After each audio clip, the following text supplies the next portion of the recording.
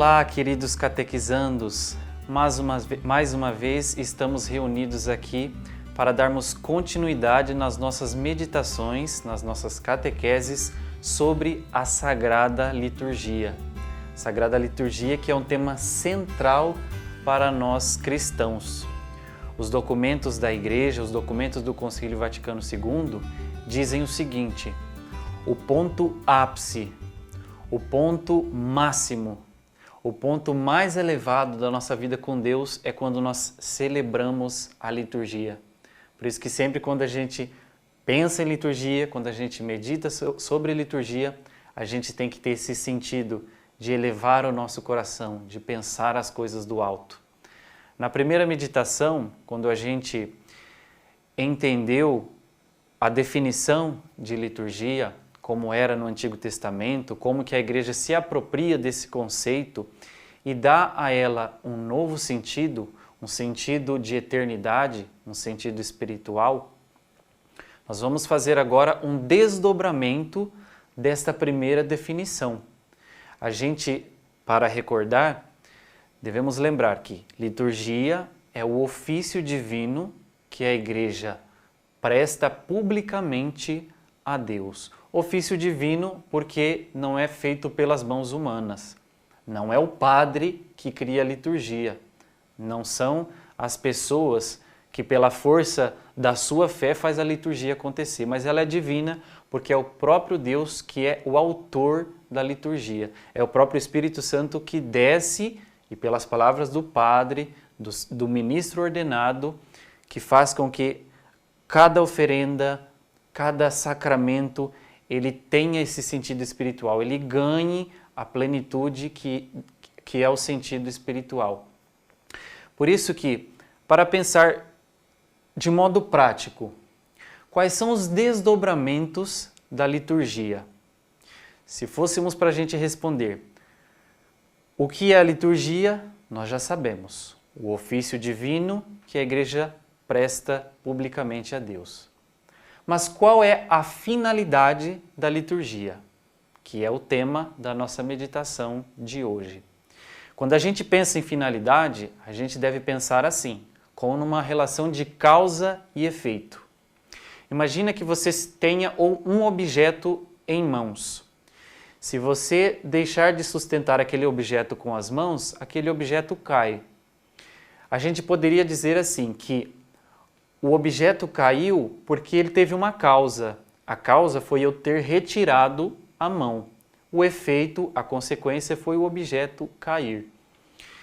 Então, quando a gente pensa qual é a finalidade da liturgia, nessa relação de causa e efeito, quando a gente celebra a liturgia como uma causa, ou seja, como uma oferta que é feita para Deus, como um movimento que é feito em direção aos céus, qual é o efeito na vida prática quando a gente celebra a liturgia, quando a gente oferece uma liturgia? Na minha vida, na sua vida, o que é que acontece? De um modo geral, poderíamos destacar várias finalidades, vários pontos interessantes, mas para que esta meditação fique mais fácil de ser compreendida, vamos elencar 3 pontos, que eu acredito que são os mais elementares, que são os mais importantes. O primeiro efeito da celebração de uma liturgia. Só lembrando que quando a gente fala de liturgia, não especificamente estamos falando da missa. Existe a liturgia da missa, assim como existe a liturgia do batismo, como existe a liturgia do matrimônio. Tá? Então, quando dizemos liturgia, nós estamos dizendo de um modo geral, todo o culto divino que nós oferecemos a Deus por meio, sobretudo, dos sacramentos. Então, para a gente pensar a primeira finalidade, o primeiro efeito de celebrar a liturgia, a glória de Deus. Esse ponto é central. Santo Inácio de Loyola, um dos maiores santos da Igreja, no seu princípio e fundamento, ele dizia o seguinte: se acaso nunca ninguém disse isso para você, guarda isso no seu coração. Isso é uma grande verdade, deve encher o nosso coração de alegria. Se nunca ninguém disse para você por que você existe, para o qual você foi criado, eu vou te dar essa notícia. Você foi criado para louvar, honrar e glorificar a Deus. Isso pode parecer muito normal para os nossos ouvidos quando a gente escuta da primeira vez, mas isso tem um sentido muito grande, isso tem um sentido muito alto. Eu, você, cada ser humano foi feito à imagem e semelhança de Deus com um objetivo, com um propósito: louvar, adorar e amar a Deus, entregar a nossa vida para Ele. Por isso que, quando nós estamos celebrando uma liturgia, essa primeira finalidade ela acontece. Vamos pegar um exemplo. Imagine você participando da Santa Missa. Imagine que você, no momento da Santa Missa, entrega a Deus o seu coração, entrega a Deus a sua vida, entrega a Deus os seus sonhos, os seus projetos, porque você quer ter uma caminhada com Deus, quer que Deus cuide dos seus sonhos, você quer ter uma caminhada junto com Ele, porque Ele é o teu Pai e Ele sabe o que é melhor para cada um de seus filhos. Na missa, por exemplo, quando nós fazemos esse movimento, a gente poderia dizer que sim, estamos cumprindo essa primeira finalidade da liturgia: louvar, glorificar, adorar a Deus. Nesse caso, com a entrega da nossa própria vida. Isso é muito bonito e precisa ficar bem estabelecido esse primeiro princípio. Por quê? Meus irmãos, a gente não foi criado para as coisas desse mundo.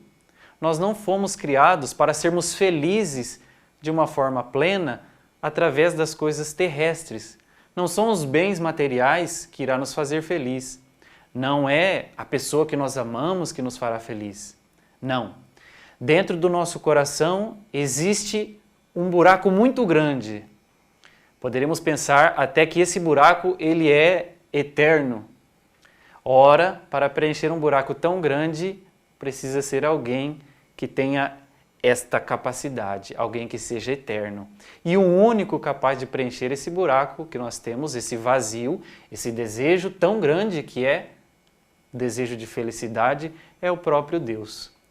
Por isso, quando a gente vai celebrar a liturgia, precisamos ter isso em mente. Estamos prestando a Deus, estamos devolvendo para Ele aquilo que é dele mesmo, que é o nosso coração, a nossa vida. Depois, uma segunda finalidade de quando nós celebramos uma liturgia: a santificação do homem. Primeiro, a glorificação de Deus. Segundo, a santificação do homem. O que isso significa? Bom, todo sacramento, toda liturgia sacramental, ela tem esta finalidade. Por ela ser uma realidade espiritual, quando ela nos toca, ela nos transforma.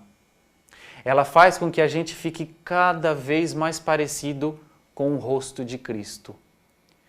Veja que, humanamente falando, talvez a gente consiga um trabalho bom, uma grande profissão, mas para que o nosso espírito seja grande, para que a gente alcance grandes virtudes, para que a gente se torne grandes homens e grandes mulheres, a única forma disso acontecer é se a gente abrir o coração para receber a graça que vem do céu. Assim, sempre quando a gente celebra a liturgia, de passo em passo, de degrau em degrau, Deus vai nos santificando. Nessa segunda finalidade, se a gente tentar aplicar para cada sacramento, a gente vai ver que de fato é isso que acontece. Por exemplo, no sacramento do batismo. Como é que a liturgia batismal, ela toca na criança? Quando a criança é batizada, ela recebe um grande presente. Até então, é o maior presente da vida dela. Ela se torna filha de Deus. E então ela é incorporada no corpo místico de Cristo. Isso aconteceu com você, isso aconteceu comigo. Isso acontece com cada um que se deixa tocar por essa graça. E assim ocorre uma santificação daquela pessoa já desde a infância, ainda que ela não tenha consciência. A graça de Deus já está tocando. A mesma coisa acontece, por exemplo, na liturgia da confissão, no sacramento da confissão. Quando nós estamos tristes, com o fardo pesado dos nossos pecados, e nós precisamos de que Deus tire esse fardo de nós, a gente vai diante do sacerdote, confessa os pecados arrependido e a graça desce do céu através das mãos do sacerdote e santifica a nossa alma. Olha aí a segunda finalidade da celebração de qualquer liturgia. Isso acontece em todos os sacramentos, assim como acontece no sacramento do matrimônio. Quando o homem e a mulher se unem em matrimônio, a graça de Deus desce naquele sacramento, santifica aquele casal e os faz santo. Assim acontece com a liturgia da missa, assim acontece com a unção dos enfermos e assim por diante. Primeira finalidade, glorificação de Deus. Segunda finalidade, santificação do homem. E um terceiro ponto que eu acho que é central, e a gente também precisa ter isso muito bem estabelecido no nosso coração. Cada vez que a gente celebra a liturgia, nós temos a finalidade de ser testemunhas no mundo. Olha que missão importante. Deus dá a sua graça de graça, mas Ele espera de nós que nós tenhamos um coração grato por todas as obras que Ele faz em nossa vida, por todos os milagres que Ele realiza em cada um de nós. Ele espera que, através do nosso coração grato, eu e você se torne um sinal da luz de Deus no mundo, para que também as pessoas que ainda não têm fé, que ainda não conhecem o amor de Deus, conheçam esse amor, se convertam, busque uma caminhada de fé. Já pensou nisso? Deus espera que você, Deus espera que eu o ajude, que nós o ajudamos a realizar essa obra de santificação de todo o mundo.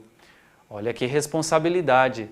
Receber os sacramentos, participar da liturgia da igreja, não é brincadeira, precisa ser corajoso, viu? E por isso que isso como que forma um tripé. Esse é o sentido pleno da finalidade de cada liturgia.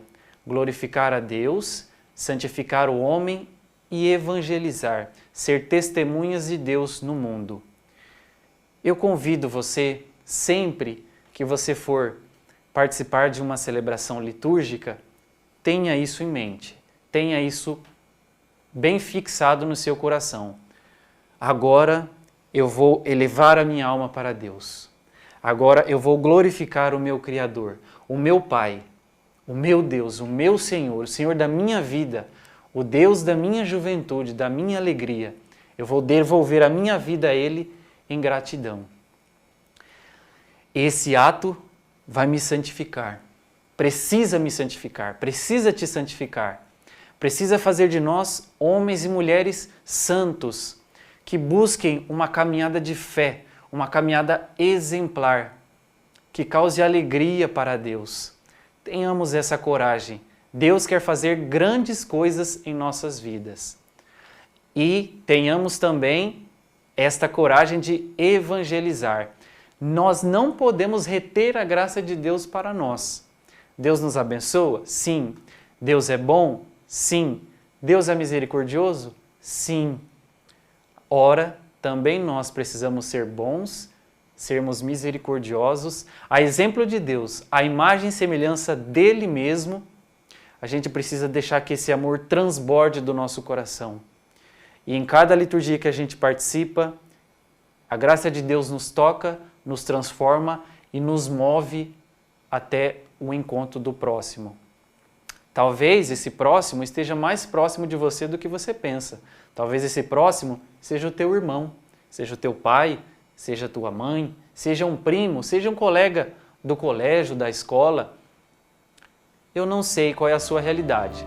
Seja como for, você é convidado a cada vez que participar da liturgia, realizar esse momento tão grandioso de elevação da alma, de glorificação de Deus, de santificação de nós mesmos e de nos sentirmos missionários, enviados a todos os lugares onde o Espírito Santo nos conduzir para levar o amor de Deus até as pessoas. Deus te abençoe.